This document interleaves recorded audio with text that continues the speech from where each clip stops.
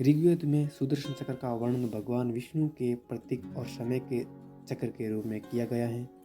सुदर्शन चक्र भगवान विष्णु का अमोघ अस्त्र है। एक बार ये छोड़ जाने पर शत्रु का वध करके ही वापस लौटता है। पौराणिक कथाओं के अनुसार सभी देवी देवताओं के पास अपने अपने अस्त्र शस्त्र या चक्र हैं। सुदर्शन चक्र के अवतार, जैसे कि अलग अलग देवी देवता के पास अलग अलग चक्र होते हैं, वो बताने सभी देवी देवता पर अपना अलग अलग चक्र धारण करते हैं। उन्हें सभी को अलग अलग नाम से जाना जाता है। जैसा कि शंकर जी के चक्र का नाम है भरवेंदु, फिर विष्णु जी के चक्र का नाम है कांता चक्र और देवी के चक्र का नाम है मृत्यु मंजरी। और इसी प्रकार सुदर्शन चक्र का नाम लेते हैं तो भगवान श्री कृष्ण का बोध होता है। अब है सुदर्शन चक्र की शक्ति। सुदर्शन चक्र में क्या शक्ति थी, सुदर्शन चक्र कैसे चलता था? सुदर्शन चक्र में सबसे पहली शक्ति तो ये थी कि उसका लक्ष्य अभेद था। जब वो चलता था तो उसको लक्ष्य जो कहते थे वो पूर्ण ही करके आता था। सुदर्शन चक्र श्री कृष्ण के यदि कोई प्रयोग कर सकता था तो केवल श्री कृष्ण के बाद राधा ही थी। उसके साथ ही सुदर्शन कभी भी किसी गलत भावना से किए गए कार्य को पूर्ण करने में सहयोग नहीं करता। सुदर्शन चक्र का तो बताना है वजन।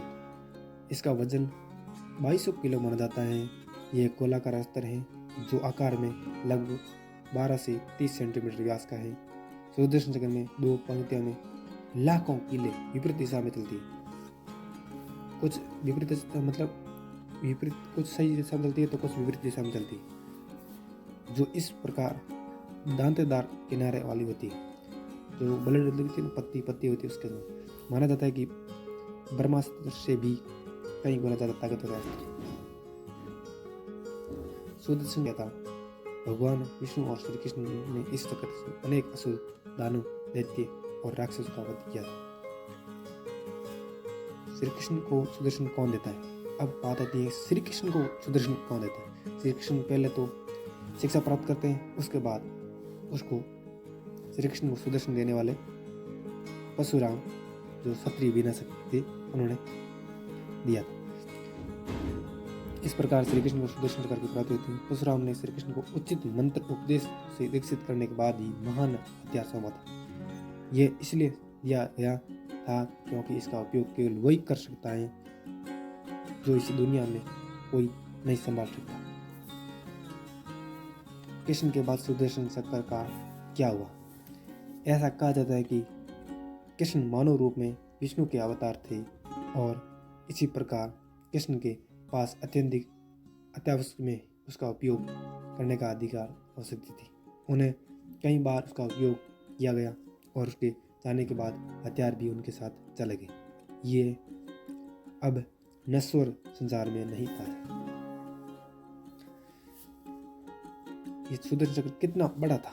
सुदर्शन चक्र का आकार 6.5 × 6.5 इंटू व्यास का मात्र एक टुकड़ा था। सोने की पॉलिश थी, रंगीन मीनाकारी काम के साथ तांबे से भगवान और देवी के लिए एक सुंदर सुदर्शन चक्र है। और एक किंवदंती ये भी है कि सुदर्शन चक्र को शिव जी ने विष्णु जी को क्यों दिया?